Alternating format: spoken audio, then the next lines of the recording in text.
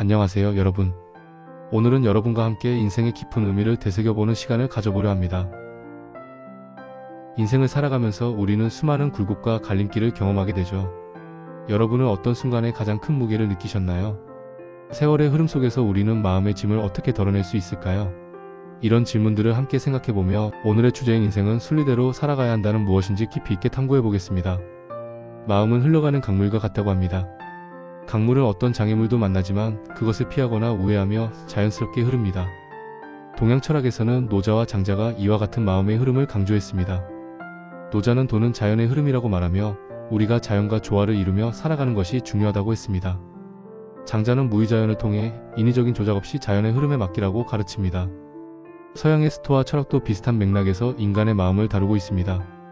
스토아파는 우리가 통제할 수 없는 일에 대해 신경 쓰지 말고 오히려 우리가 통제할 수 있는 것에 집중하라고 강조했습니다.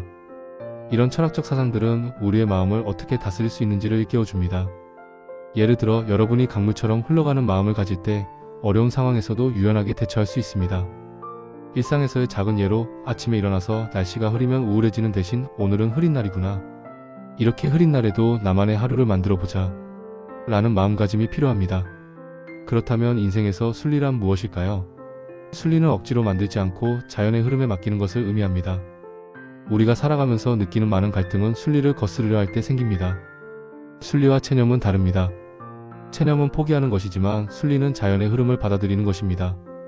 노년의 삶에서는 이 순리의 가치가 더욱 커집니다. 세월이 흐르면서 우리는 더 이상 젊음을 과시할 필요가 없고 오히려 자신의 내면을 돌아보는 시간이 필요합니다. 순리는 우리가 보다 깊이 있는 삶을 살게 해주는 열쇠입니다.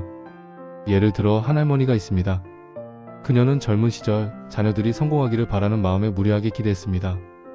그러나 자녀들이 각자의 길을 찾고 그녀는 이제 그들이 행복하게 사는 모습을 바라보며 순리를 받아들였습니다. 그 과정에서 그녀는 마음의 평화를 찾게 되었습니다. 우리는 왜 억지로 살려는 마음이 생기는 걸까요? 그 이유는 과거의 후회, 미래의 불안, 그리고 남들의 기대를 만족시키려는 심리에서 비롯됩니다.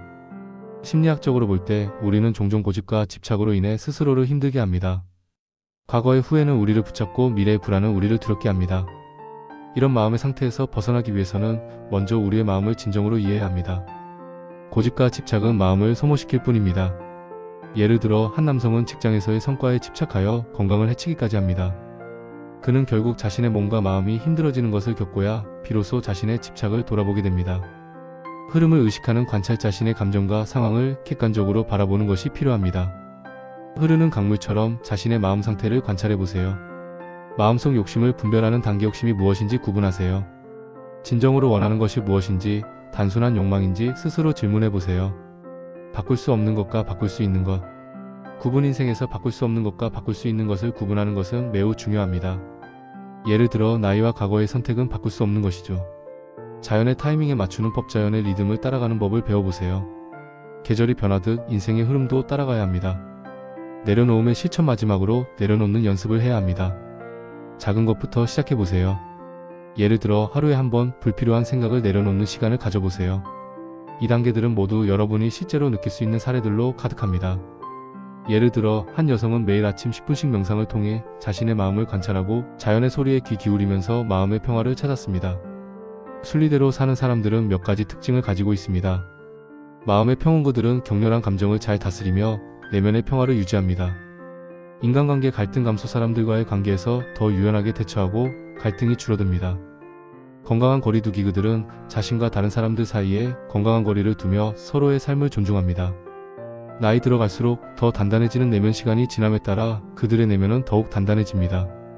예를 들어 한 할아버지는 손주와의 관계에서 순리대로 살아가면서 갈등이 줄어들고 서로를 이해하는 시간을 가졌습니다. 그 결과 손주와 할아버지의 관계는 더욱 깊어졌습니다.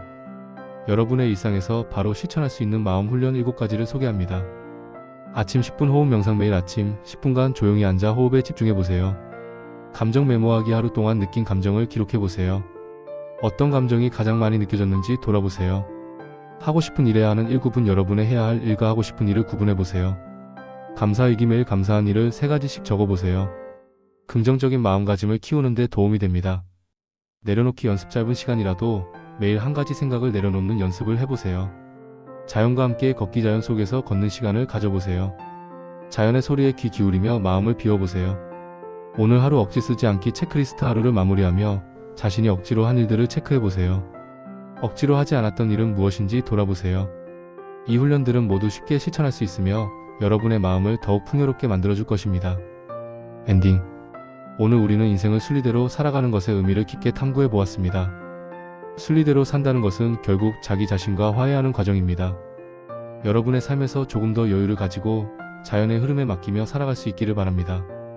여러분이 앞으로의 삶에서 순리를 받아들이고 마음의 평화를 찾으시길 응원합니다. 감사합니다.